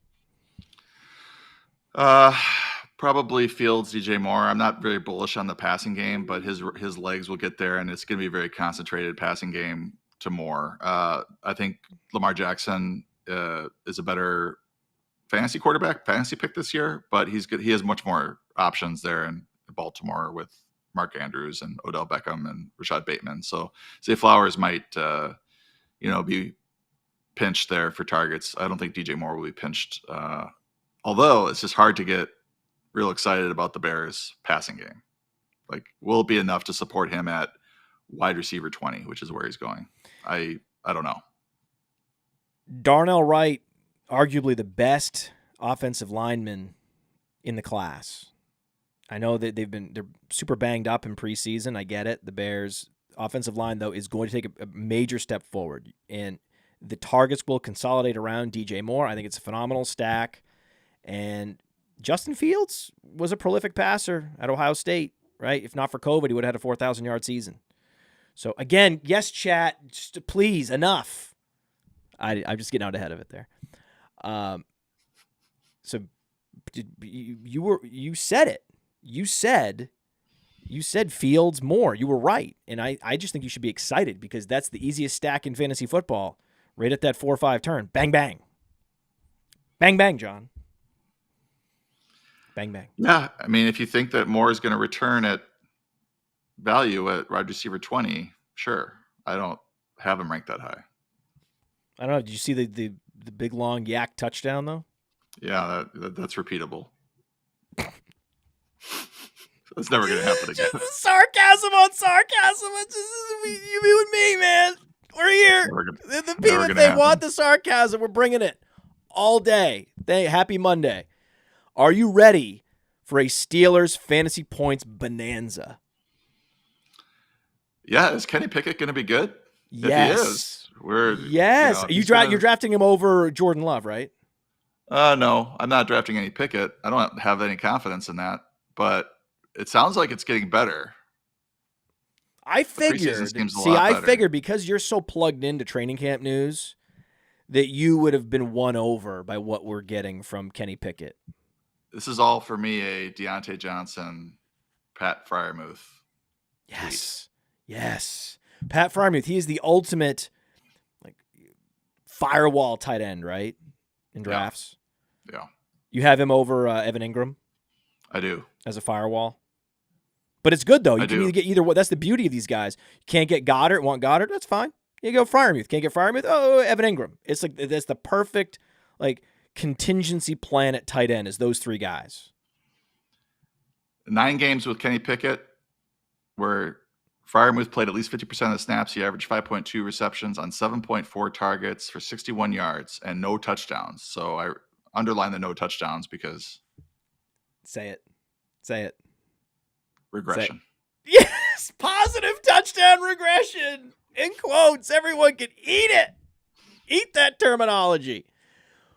Give me a late round tight end. Let's say that firewall somehow fails. Okay? Let's say you were planning to go one of those three guys, and then they went back to back to back. You got triple sniped. Then what? You wait, and then who? Well, I might even take him as a tight end too because I like to have upside on my bench, and I think Jake Ferguson for the Cowboys is that player. They drafted Schoonmaker. He's been injured, kind of coming back, but he's just behind the 8 ball. There's long lists of tight ends that rookie tight ends that haven't done anything. So Hendershot's going to play more than Schoonmaker. Probably, yeah. This is all about Ferguson, man. Ferguson. It's a low bar to be better than Dalton Schultz. Anyone see the playoffs where Dalton Schultz cost them the game? Well, he's very capable of producing what Schultz did, which he was the tight end 4 2 years ago, tight end 10 last year. So I think Ferguson has low end tight end 1 upside as the every down tight end for the Cowboys.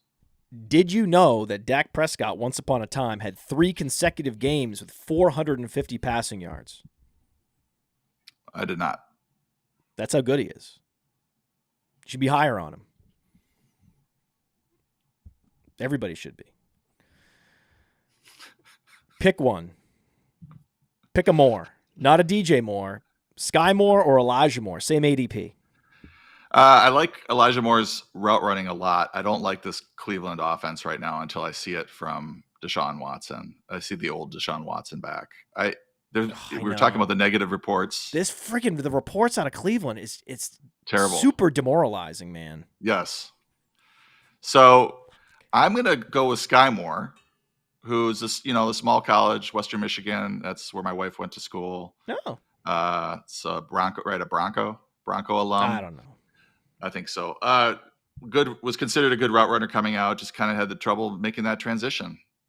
Year 1 to the Kansas City offense, and now it looks like he's going to be the Juju Smith-Schuster of this offense, and that was good enough last year, right? So I think he's going. A few more touchdowns from Juju. He was unfortunate with touchdowns last year. A few more touchdowns, he would have been a top 30 fantasy asset at the position. Yeah, Moore's going about 45, I think, somewhere in there. So I would go with Skyy Moore. He's my number 1 sleeper at wide receiver, and he's going late enough that he does qualify as a sleeper. Hipsters. Yes, he does. Yes. 10th round is a sleeper. You need to eat that. Give us a late round guy, a late round wide receiver you love. Absolutely love. You can't say Marvin Mims anymore. And I can't say Curtis Samuel because we talked about him earlier. Isaiah Hodgins. Okay. Yeah. The law of the conservation of targets, John.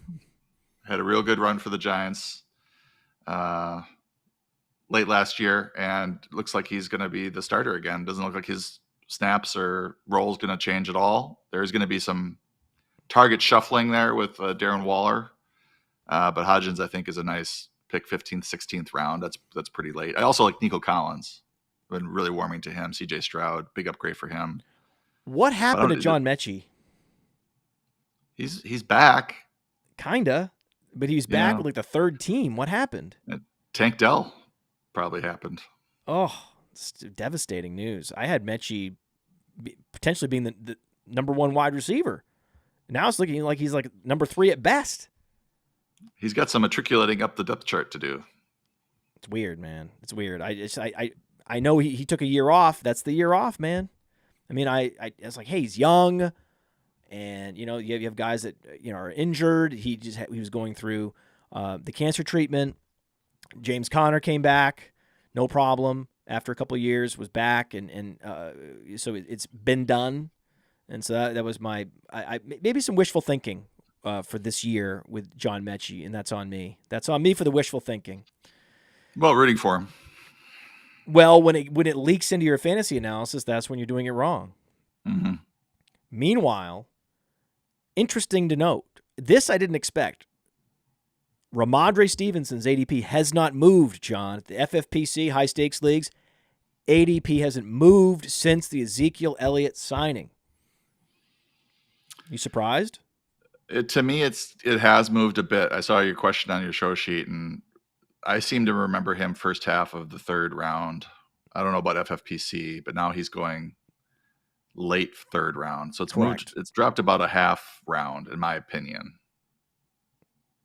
My data. So we have our own alternative facts, I guess, at 444.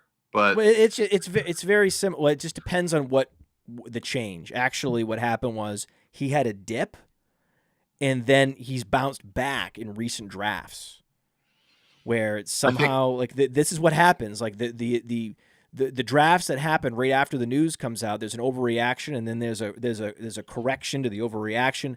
That's the data that we're seeing. The bottom line is we're saying the same thing. He's a 3rd round pick still. And I was expecting him to at least fall to the 4th round. That has not happened. I was expecting, I think everybody was expecting Ezekiel Elliott to be the goal line back, and he still may be, but Ramondre had that goal line touchdown in the preseason game. I think that caused the bounce back, maybe the bump back up into the late 3rd round. I'm not worried about Ezekiel. I think they brought him in to be the backup there, and they weren't happy with their backups as they traded away Pierre Strong. They wanted, somebody with more experience behind Ramondre. They got him, but I think Ramondre is a fine pick in the 3rd round. Well, Pierre Strong traded to the Browns. That's good for Kevin Harris. So if you have Kevin Harris in Dynasty, do not drop him. Like now he just has Ezekiel Elliott in front of him as the primary backup to Ramondre Stevenson, because we know Ty Montgomery is a situational satellite back. That's not a threat. So you go pick up I have to go reacquire Kevin Harris. It's not like it's hard to do, but I did let go of Kevin Harris after the Zeke signing. So I was like, all right, I've no reason to keep this guy on my roster. If anything happens, I can always re-sign him. No one likes Kevin Harris the way I like Kevin Harris. I appreciate Kevin Harris. Kevin Harris was a day 2 talent that fell because of a back injury, and if he's healthy, he's one of those rare, athletic, big, all-purpose backs in the league. So I think that's interesting stash. I got to go restash if you can. And now Pierre Strong in Cleveland, that's really bad for Jerome Ford. Just a bad sign. Whatever you think of Pierre Strong, and he was explosive when called upon last year, it's just a very bad sign that Jerome Ford's not going to be ready, and now it's gonna fall into a specialist backfield should anything happen to Chubb. So all that contingent value that you had with Jerome Ford a month ago vanished.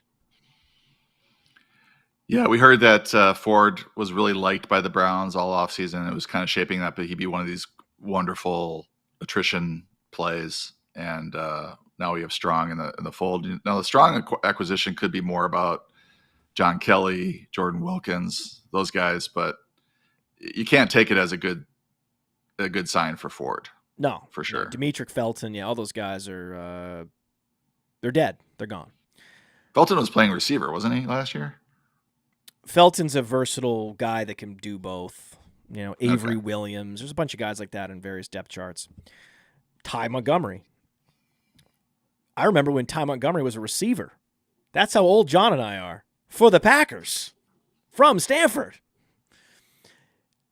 James Cook or Dalvin Cook? James Cook. Ooh, thought you were going to go Dalvin. I like that. We'll stay. Rapid fire. Yeah, I know. We'll stay in Buffalo. Time to get back in on Gabriel Davis. Yeah, I think he got a bad rap last year. Had a good week one. I think it was 4 for 88 and a touchdown in week one. Had the high ankle sprain that lingered for a while. He's had 17 touchdowns in his last 24 games, which, when you think about it, pretty incredible. That is incredible. So, and that counts the playoffs. If anybody in the chat wants to correct me. No, it's fine. That's great. All right. I like him as a wide receiver 3 or 4. Sure. Any late round running back stashes we haven't talked about yet that you need to make the public aware of? We discussed Bigsby a bit, Roschon Johnson. I have 3 others listed here. Tyjae Spears, if anything, God forbid, happens to Derrick Henry. Well, just for the record, I have to say it. I'm obliged. He has no ACL. Julius Chestnut. Oh, okay. Julius Chestnut can play. He played right down the street from me at Sacred Heart.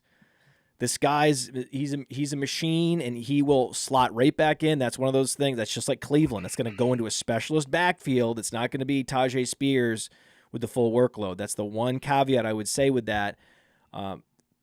So I think for me, I'd be more looking at a guy like Zamir White. Is he a guy you're going to say? He's on the short list, sure. Because that's going to he's going to be a full blown starter. That's the contingent value. If Jacobs gets injured, Josh Kelly. Yeah. Post type sleeper, had a long run. He's not dead yet, baby. He's not dead. He's not dead yet. You know who is dead is Isaiah Spiller. Isaiah Spiller's not happening. Sorry, Isaiah. Ty Chandler would be the other one I was going to mention. Oh, thank you for mentioning Ty Chandler. We're in rapid fire mode. Those are great. That's a great list. I also have a video on YouTube of my top running back sleepers, and one of them was Jerome Ford. And if I could do it again, I would not have Jerome Ford on that list, but that's football. Give me your truther guy. Who's the guy you're stashing in the back of rosters? Think about Dynasty. Think about guys you're not giving up on. Joshua Kelly was mine, so I'm so glad you mentioned that. Yeah, I don't play a lot of Dynasty, so this question means different things. So if I'm stashing for this year, it's somebody like Kelly. Yeah. If I'm stashing long term, I don't know. Who's yours? Well, I mean, Joshua Kelly I've had stash. I talked about Kevin Harris is a great one. Kevin Harris. You should get a T-shirt that says "Ask me about Kevin Harris" and just walk. Or Julius Chestnut. Julius Chestnut's another truther. My only thing is it can't be a rookie, right? It's got to be a guy that's down the depth chart that you think that's what a truther is. Still has an opportunity, right? You can't say A.T. Perry. Right, can't see a guy like that. A good one at running back that we haven't talked about, we should just mention him briefly, is Rico Dowdle. Rico Dowdle's now it seems to be the locked-in RB2 to the point he's even getting rested in preseason. Yeah, Mike McCarthy's a fan. That's pretty interesting to me. Ronald Jones is suspended to start the year, so. And you know who else has been flashing big time in preseason is Jalen Tolbert. He of the 2 catches last year. It's one thing to be Davonte Adams, just be inefficient, but he got 2 catches. But apparently the word on him is that the playbook was very simplified where he went to school, I think at South Alabama. And when he went to Dallas, it was a lot of complicated concepts from Kellen Moore, and it took him a while to get the muscle memory of knowing, like, hey, what these concepts mean, where I need to be on time, and the season was over by the time he figured it out. And I think that happens, especially with small school wide receivers. No one's blaming Skyy Moore for a similar phenomenon, but everyone's so out on Jalen Tolbert. Look out, man. Look out for Tolbert. This is good. I'll ask you the question, then I'll just give you the answers. Yeah, I mean that's truther player. That's maybe a question I didn't want to answer or to spend the time trying to come up with somebody that would impress you, because I know you're a big Dynasty guy. I just don't. Yeah. I don't. Calvin Austin's another one. Look out for Calvin Austin. Calvin Austin. Yeah. Calvin. might. Oh, I saw a Is he little gonna? smile there. Is he gonna beat out Allen Robinson in Yeah, the slot? eventually, yeah. Yeah. Well, he plays a role they need. That's the role that the Chargers needed so badly that they thought they might be getting with Quentin Johnston, and they fucked up, John. They fucked up. Last question. I'll get you out of here. Which franchise is really good at picking receivers in the draft? Your Calvin Austin question. The answer is the Pittsburgh Steelers. Always those guys. Yeah. If they keep them around, they usually work their way up, and they become a Deontay Johnson, or they become a, you know what I mean? Absolutely. I thought you were going to say that the Antonio Chargers Holmes were one of the worst at drafting receivers. Oh. And they have so far to go to reach New England in terms of bad track record drafting receivers. So they have to have a lot more busts between now and whenever to even think about competing with New England. Chad Jackson, I can go back. There's so many, John. It's crazy. The list is so long of bad receivers they've drafted. Bold prediction. I'll get you out of here. Sam Howell and Jake Ferguson both finished top 12 at their position. Hey, I want to take a moment to thank you for tuning in. It's important to me that all of our media be free. This is only possible because of you allowing a true independent sports media enterprise to thrive unlike any other in the business. So please subscribe to the All In Package to continue to make all of this possible, to ensure that all of our stats, information, data, content is available to you, especially you, the people that get the site and get the show.